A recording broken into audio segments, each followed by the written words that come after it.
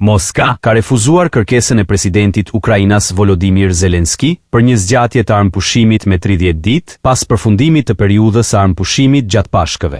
Kremlini ka bërë të ditur se nuk ka ndërmend të miratojë një zgjatje tjetër, ndonë se Zelensky akuzoi disa ditë më parë se Rusia kishte vazhduar sulmet gjatë periudhës së festës. Kiev raportoi një sulm masiv të forcave ruse, të cilat lëshuan 3 raketa dhe 96 dron kundër territorit Ukrainas. Qyteti Port Odessa pësoi dëme të mëdha me një ndërtesë banimi që u godit duke lënë pas 3 të plagosur.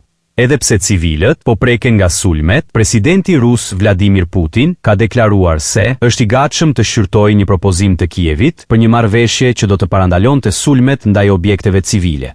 Në mes të tensioneve, negociatat ndërkombëtare për zgjidhjen e konfliktit do të zhvillohen nesër në Londër, ku do të merren pjesë përfaqësues të Kievit, Shteteve të Bashkuara, Francës dhe Mbretërisë së Bashkuar. Sipas raportimeve, plani i mundshëm i presidentit amerikan Donald Trump për një marrëveshje paqeje mund të përfshijë vendosjen e forcave evropiane për të garantuar armëpushimin.